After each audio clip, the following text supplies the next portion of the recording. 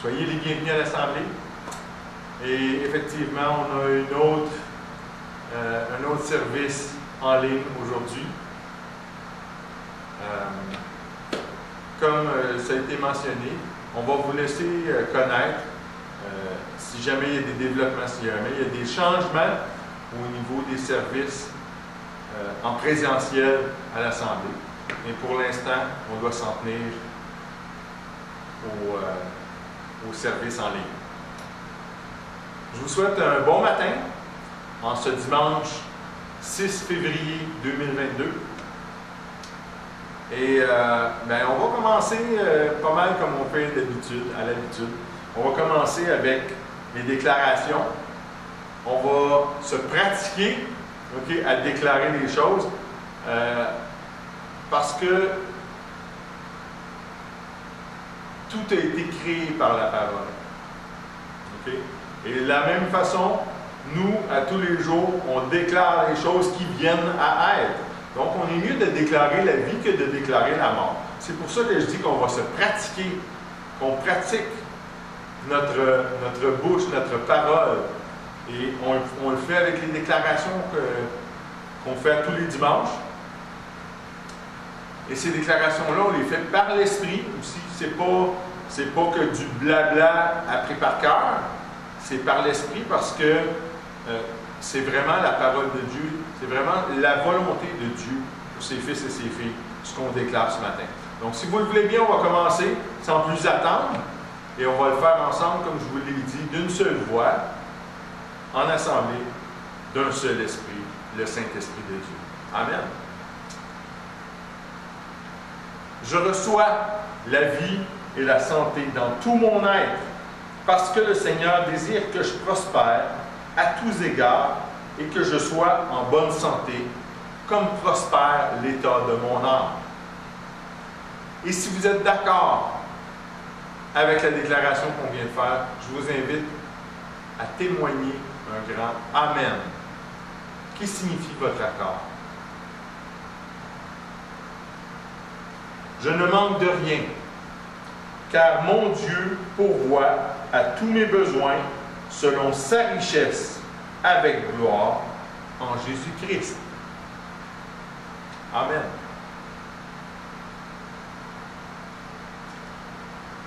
Je suis juste parce que Jésus s'est fait pécher pour nous afin que nous devenions en lui justice de Dieu. Amen. Je suis fils du Dieu vivant, car tous ceux qui sont conduits par l'Esprit de Dieu sont fils de Dieu. Amen. Amen.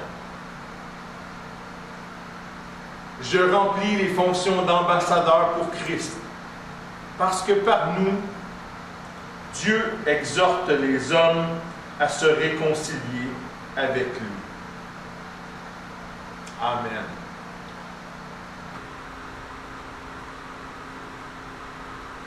Je suis une nouvelle créature, parce que je suis mort au péché avec Christ, et je suis ressuscité avec lui en nouveauté de vie. Amen. Nous sommes des nouvelles créatures. Alléluia. Et cette vie est éternelle, parce que Dieu a donné son Fils unique afin que quiconque croit en lui ne périsse point, mais ait la vie éternelle. Amen. Et ensemble, on va signifier qu'on est réveillé aujourd'hui et que par volonté, on est prêt et on est disposé à la conduite du Saint-Esprit. Esprit Saint de Dieu, je suis Yann Duhamel de l'Église L'Assemblée, située à Sherbrooke, au Québec, et je te déclare que je suis intéressé aujourd'hui à connaître ta direction pour ma vie dans le plan parfait de mon Père qui est dans les cieux. Amen. Amen. Oui, je suis intéressé. Oui, je suis là. Je suis là et je suis prêt, je suis ouvert et je t'écoute, Seigneur. Alléluia. Dieu Tout-Puissant. Oh oui, tu es le Dieu créateur. Tu as tout créé. Tu es le Roi éternel. Le Père qui m'a aimé le premier. Et je te rends grâce, Seigneur, ce matin, de m'avoir confié la tâche d'apporter la nourriture spirituelle à ton peuple, Seigneur. Je te rends grâce, Seigneur, et je te remercie parce que par ma bouche, par mes lèvres, Seigneur, mes frères et mes sœurs aujourd'hui, tu veux les encourager. Tu veux leur donner une vision. Seigneur, quelque chose à s'accrocher pendant ces temps sombres, pendant ces temps difficiles, pendant ces temps où on sent presque qu'on a perdu notre liberté. Merci, Seigneur mon Dieu.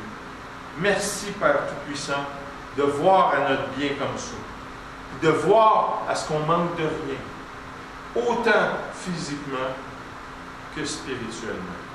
Merci, Seigneur éternel. Je te bénis et je te prie par le nom de ton Fils Jésus.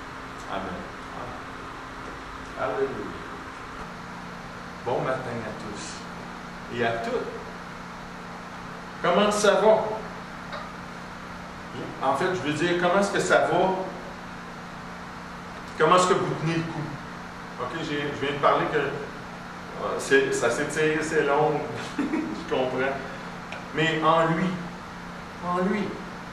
en notre Seigneur, hein, comment ça va? Je comprends qu'on est plus ou moins libre de faire ce qu'on veut faire. OK? Depuis un bout de temps quand même, depuis le temps des fêtes. Je comprends qu'on s'ennuie les uns des autres. Je comprends qu'on a hâte de se voir. Je comprends ça parfaitement. C'est tout vrai. Ce sont tous des constats vrais. Mais, mes frères et mes sœurs, on ne se laisse pas abattre. On ne se laisse pas abattre dans notre marche avec Christ. Puis, pas plus qu'on laisse notre feu spirituel, pas plus qu'on laisse notre feu spirituel mourir. Puis il faut faire attention.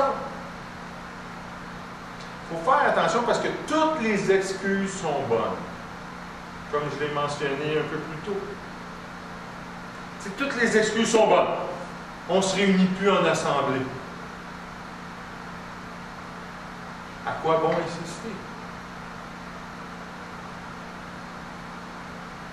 On ne peut plus se rassembler le mardi pendant les réunions de petits groupes. À quoi bon insister? Je remplis mes obligations jour après jour. Et après, à quoi bon insister? Je suis tout le temps occupé. Je suis tout le temps fatigué. À quoi bon insister?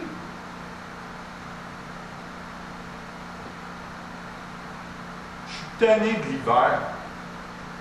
Puis j'ai le blues du mois de février. À quoi bon insister?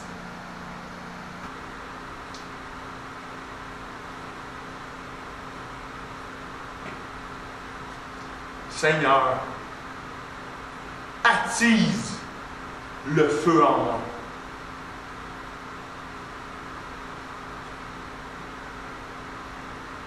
Non. Non. C'est toi qui attise le feu en toi. C'est ton feu.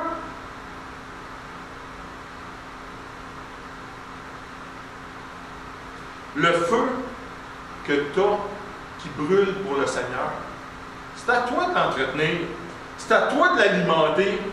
Puis même s'il le faut, là, c'est c'est à toi de mettre du gaz dessus.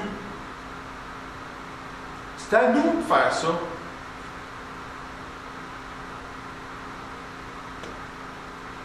Je le sais. Je le sais que tu te sens seul. Je le sais. Je le sais que tu te sens encore confiné à cause peut-être du choix que tu as fait. Que ça serait probablement plus agréable, sûrement plus agréable, de sortir puis aller siroter un café chez Tim avec un frère ou une sœur, ou les deux, puis jaser du Seigneur. Mais il faut être vigilant, mes bien-aimés. Il faut être vigilant. Puis il faut être sage pour discerner que c'est vraiment la chair qui fait cette demande-là.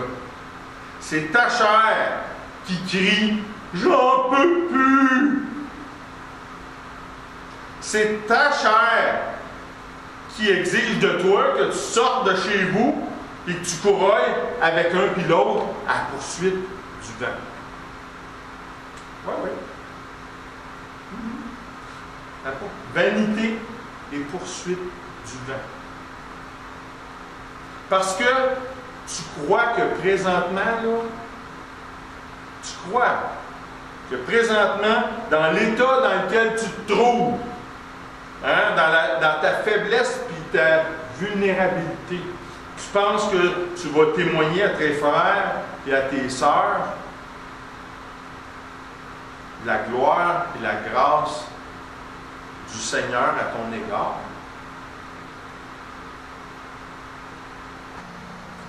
Non. Hélas, non.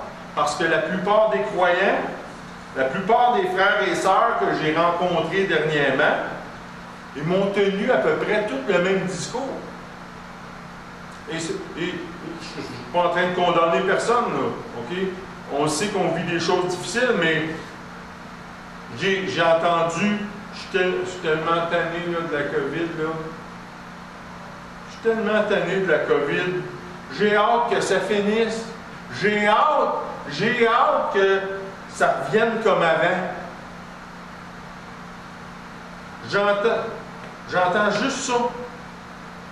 C'est drôle, hein? Le monde ne finisse pas le mot. Finis ton mot. Jésus. Jésus, pas j'ai hâte. Jésus. Pas j'ai hâte que ça revienne comme avant. Non, Jésus. Finis tes mots. Mais encore une fois, je comprends que c'est dur. OK? Je vous le dis, je comprends que c'est dur. Sauf que je m'attendrais d'entendre ce genre de plaignage-là de la part du monde et des gens du monde. Mais là, je parle de croyants. Je parle de croyants, OK, qui sont censés être animés de la vie éternelle puis de la joie que nous procure le Consolateur.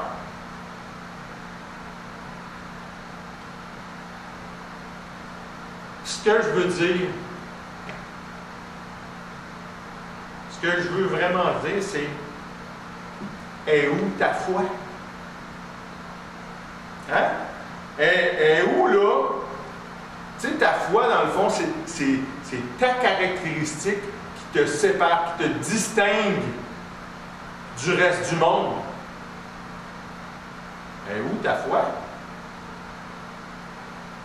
Es-tu un croyant? Es-tu un chrétien, oui ou non? Je te le dis, que je comprends. Je ne vous dis pas ça sans compassion puis foi. Puis non, non. Je comprends parfaitement ce que tu vis. OK? Oui, je le comprends. Je comprends ta solitude parce que moi aussi, je suis dans le même bain. OK? Mais regarde. permets-moi de poser la vraie question. OK?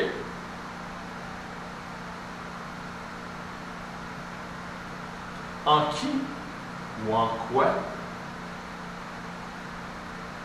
se trouve ton espérance? En qui ou en quoi ta foi?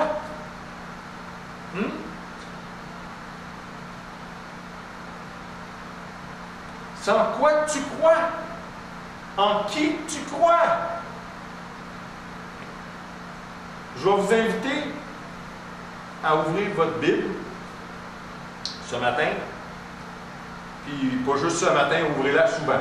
Okay? C'est bon d'ouvrir ça souvent, cette affaire-là. Parce que sinon, si tu n'en pas, elle vient toute sec. OK? Puis là, elle se défait toute. Fait que rouvre-la souvent. OK? Puis, sinon aussi, il n'y a pas juste la Bible qui vient toute sec. OK? Ça, il faut que tu renouvelles ça aussi. Si tu ne veux pas que ça sec. OK?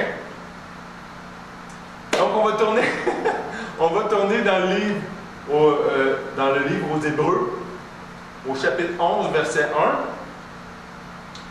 Parce que le livre aux Hébreux nous enseigne que la foi, c'est l'assurance des choses qu'on espère et la conviction de celles qu'on ne voit pas. Je te redemande encore une fois, en quoi ou en qui est-ce que tu places ta foi? Cette foi-là dont on vient parler. Laisse-moi transposer un peu la question. Okay? Je vais changer un petit peu, on va se mettre en situation. Si tu étais Noé, admettons là, que toi, là, t'es rendu, tu t'appelles, t'es Noé, okay? En son temps. Puis, t'es tout seul. T'es tout seul dans un monde qui est submergé par le mal, par l'impiété, par l'incroyance. Est-ce que tu dirais, je suis tellement tanné d'être seul contre tout ce monde-là. Je suis désolé, là, Seigneur, là, mais trouve-toi quelqu'un d'autre pour la mission que tu m'as donnée. Dirais-tu vraiment ça?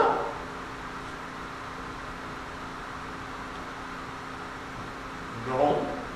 Non, parce qu'on va rester dans le livre aux Hébreux, si vous voulez bien. On va juste se transposer 6 versets plus loin, c'est-à-dire au verset 7, où il est écrit justement sur Noé, par la foi. Par la foi! Noé, étant divinement averti des choses qui ne se voyaient pas encore, craignit et bâtit une arche pour la conservation de sa maison, ou de sa famille, si vous avez mieux. Et par cette arche, il condamna le monde et devint héritier de la justice qui est selon la foi. Wow! Amen! C'est-tu parce qu'il était meilleur qu'un autre? Noé? Non. C'est-tu parce qu'il était plus fort face à la solitude que, comme nous, là, présentement, on vit? Était-tu plus fort que quelqu'un d'autre là-dessus? Non. La parole nous dit que c'est parce qu'il avait foi en Dieu. Il avait foi en Dieu. Il avait foi dans ce Dieu-là qu'il avait appointé, pour la tâche de conserver sa famille, sa maison, puis donc l'avenir de l'humanité. Parce que c'est par Noé que l'humanité a pu résister, a pu passer au travers du déluge.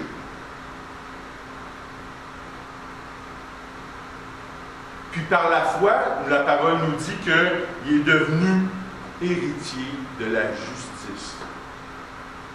Par la foi, par sa foi, il a été héritier de la justice. Par sa foi, Dieu l'a considéré juste à cause de sa foi.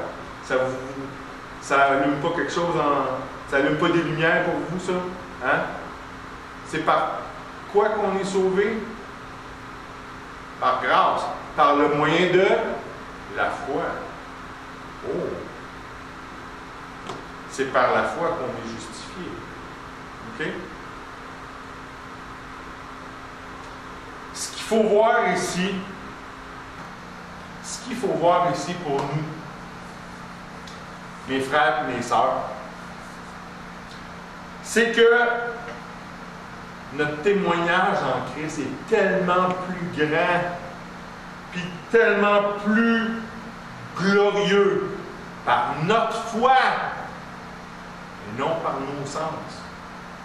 Par notre foi, et non par notre chair. C'est pour ça que je vous dis, par notre foi, notre témoignage de Christ va être grand et glorieux. Par notre chair, ça va être quoi? On va se plaindre que c'est donc dur, que c'est pas facile. La foi versus la chair. C'est Jude. On va tourner dans le livre, la lettre de Jude.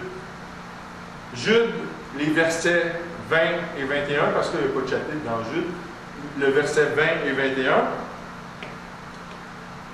Il nous est écrit, mais vous, bien-aimés, vous édifiant vous-même sur votre très sainte foi, priant par le Saint-Esprit, conservez-vous dans l'amour de Dieu, attendant la miséricorde de notre Seigneur Jésus-Christ pour la vie éternelle.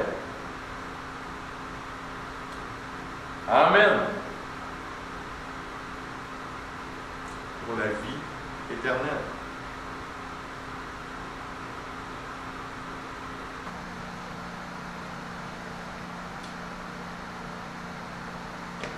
Est-ce qu'on ne voit pas?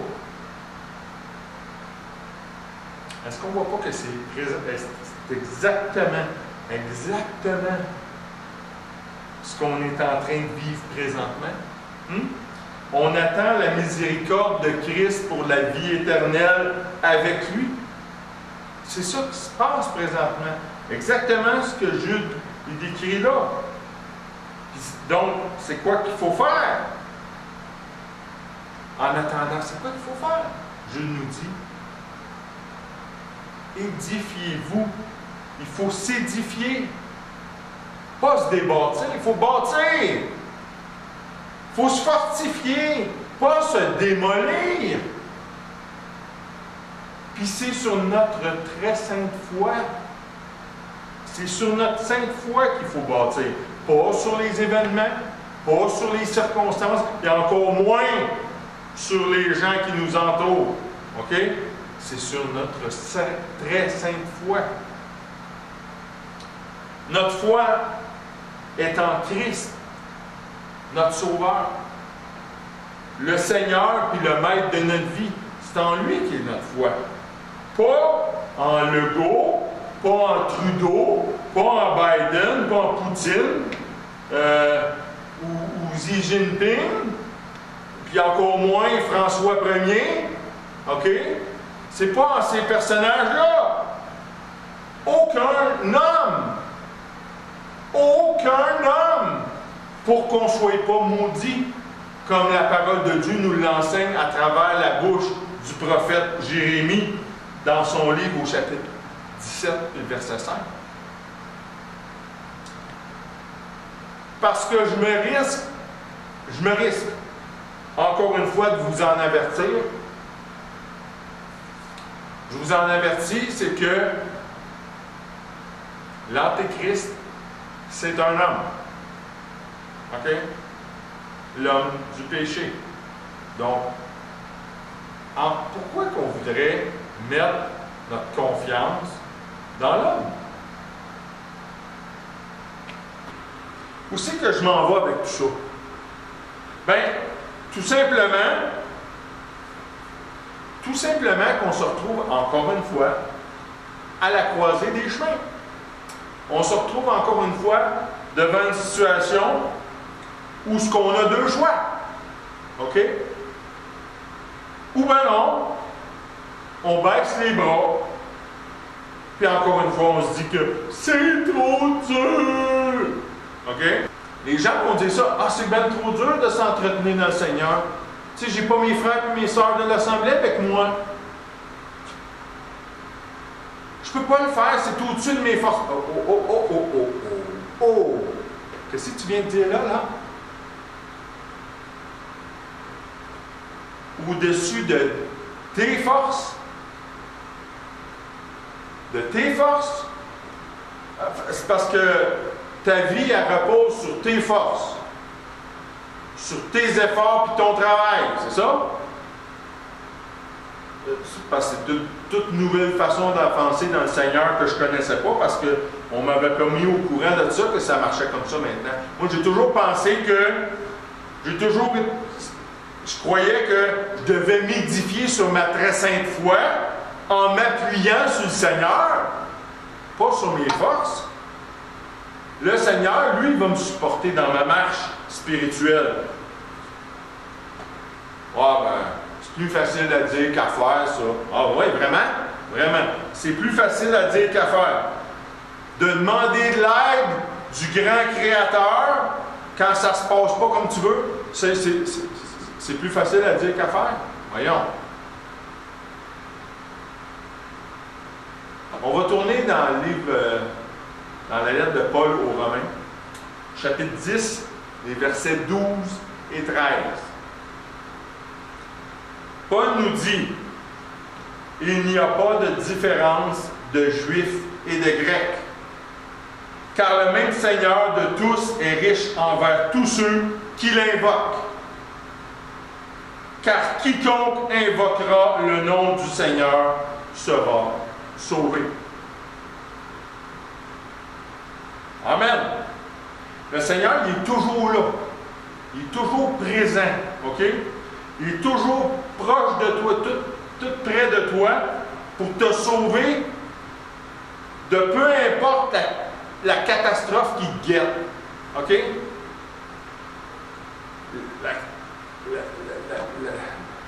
Le vrai problème, c'est que es-tu prêt à l'invoquer? Es-tu assez humble pour solliciter son secours? Puis es-tu assez obéissant pour reconnaître sa main qui est tendue vers toi?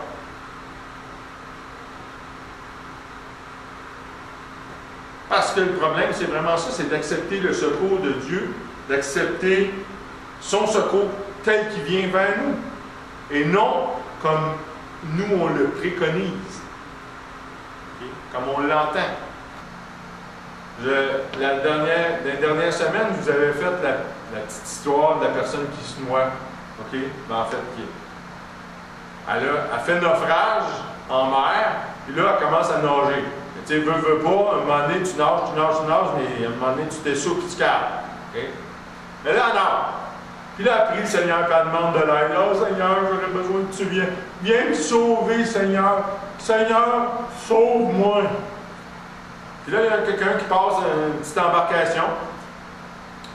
Puis là, il voit la personne qui nage, puis il dit, hey, as-tu besoin d'aide? Non, c'est correct. C'est correct, j'ai prié au Seigneur. La personne a passé son chemin. Un petit peu plus de temps après, il y a un hélicoptère qui passe dans le ciel. Puis, on lui crie, hey, as-tu besoin d'aide? Non, ça va, j'ai prié le Seigneur, ça va, je te remercie. Non, c'est beau. L'hélicoptère s'en va. Un moment donné, elle s'essouffle, elle cale et elle meurt. Puis là, elle se ramasse au ciel, puis elle a le front de dire à Dieu, Seigneur, je t'avais prié pour que tu viennes me sauver.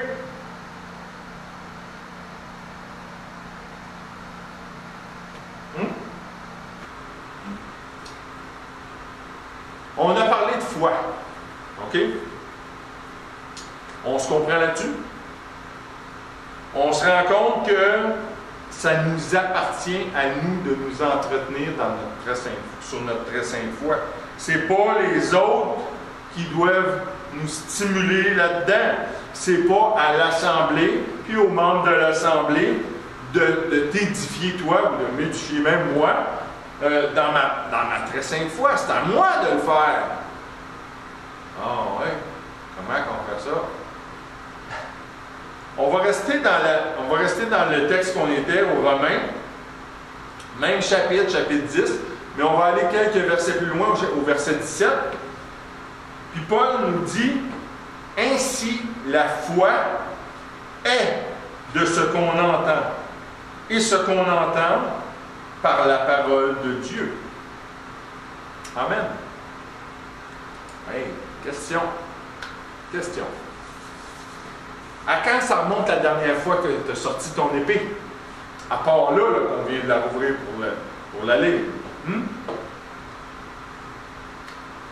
C'est quand que tu as ouvert ta Bible le dernier coup? Parce que c'est par la parole de Dieu. C'est clair, ça, que Paul nous confirme qu'on s'édifie dans la foi. C'est par la parole. Puis il n'arrête pas là, le petit Paul. Paul, il connaît que la foi, c'est une assurance, comme c'est mentionné dans l'Épître aux Hébreux. Paul, il connaît que la foi, c'est une assurance des choses que nos sens ne parviennent pas encore à saisir. Donc, il connaît. C'est pas juste une idée. La foi, c'est pas juste une idée, c'est pas juste une pensée, c'est pas juste une théorie ou une possibilité, si plausible puisse-t-elle être. Okay? C'est pas juste ça. La foi, non, c'est une assurance.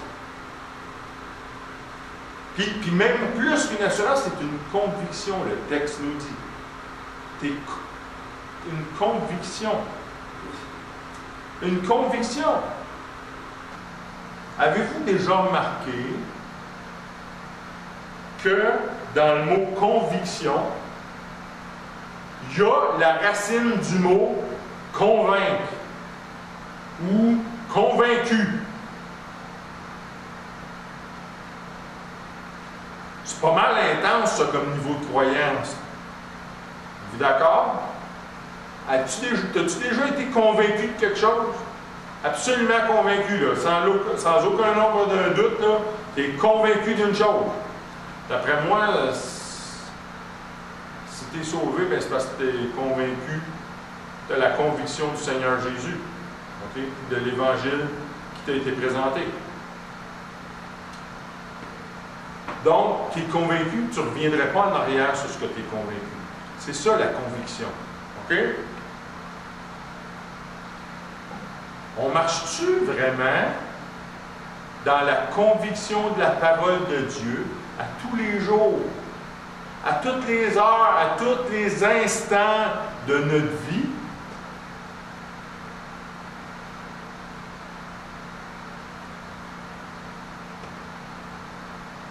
Est-ce qu'on fait ça à tous les jours? Est-ce qu'on marche dans le Seigneur Jésus avec conviction? J'aimerais ça, ce matin, vous témoigner de quelqu'un de l'Assemblée qui vit, c'est quelqu'un qui vit la même chose que nous autres. Okay? Cette personne-là est restreinte dans ses libertés, la même chose que vous et moi. Okay? Pareil, même situation. Elle a les mêmes défis, elle a les mêmes challenges dans ces temps-ci, cette personne-là. Elle pourrait se plaindre, okay, que ses frères et ses sœurs lui manquent, puis que c'est donc dur de ne pas se voir, puis que je suis donc tanné. Mais non. Non. Rien de tout ça. Rien de tout ça. Premièrement, cette personne-là, OK? Premièrement, elle a commencé par décider d'être. Être!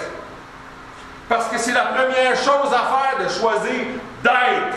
C'est la première étape de notre démarche pour le royaume des cieux. On le sait ça. Être, faire, puis avoir. OK?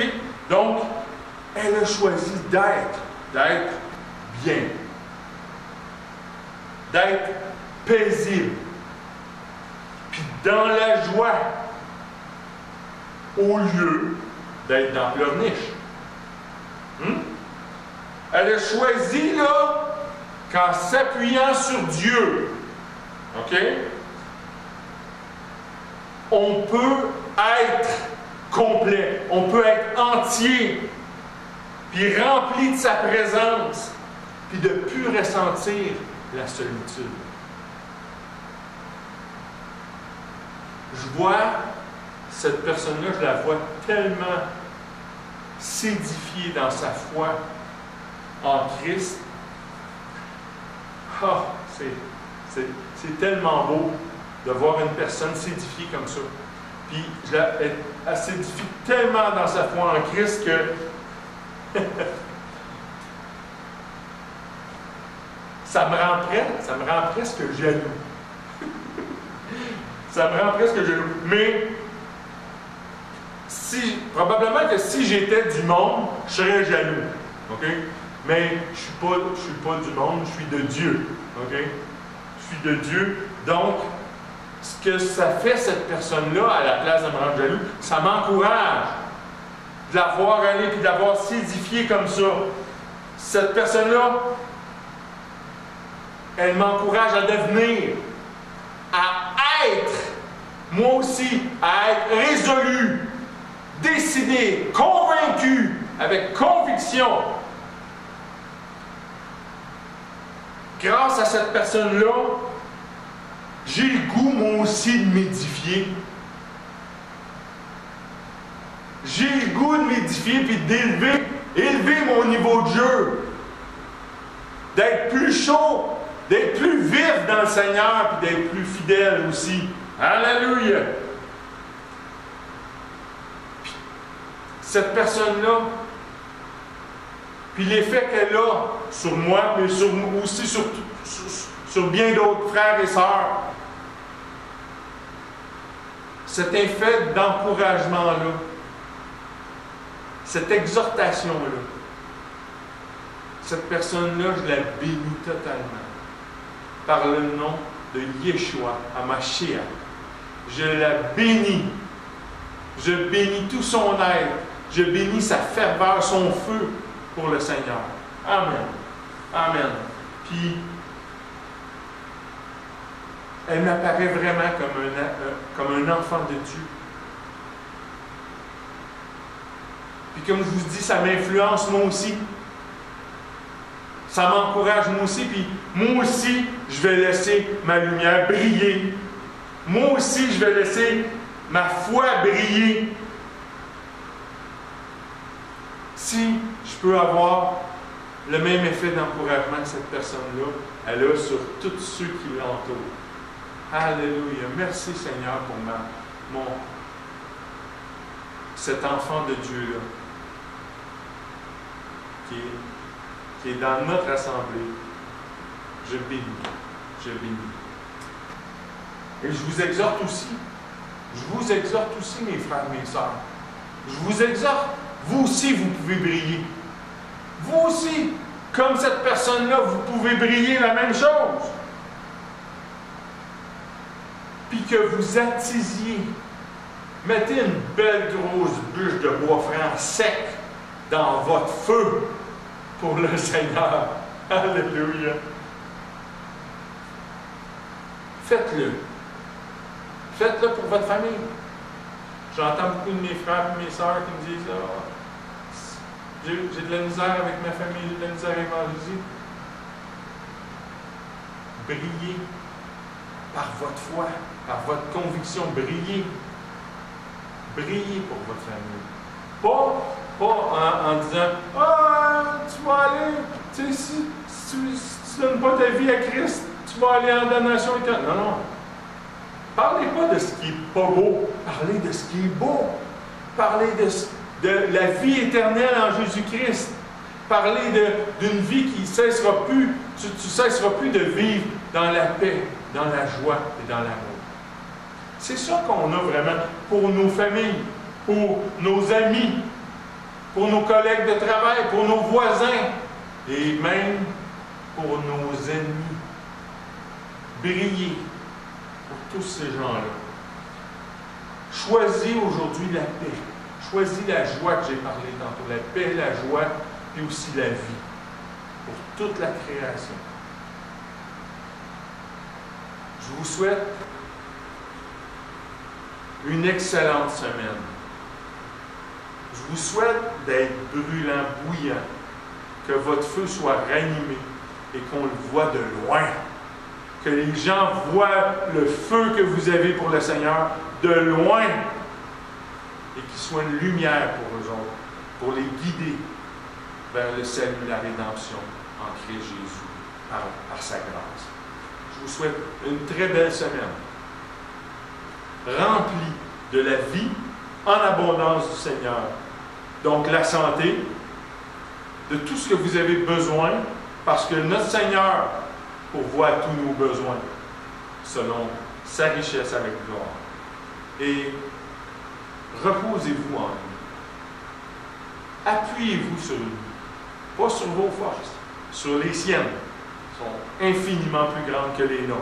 Gloire à Dieu. Je vous souhaite une bonne semaine et on se revoit la semaine prochaine, Dieu voulant.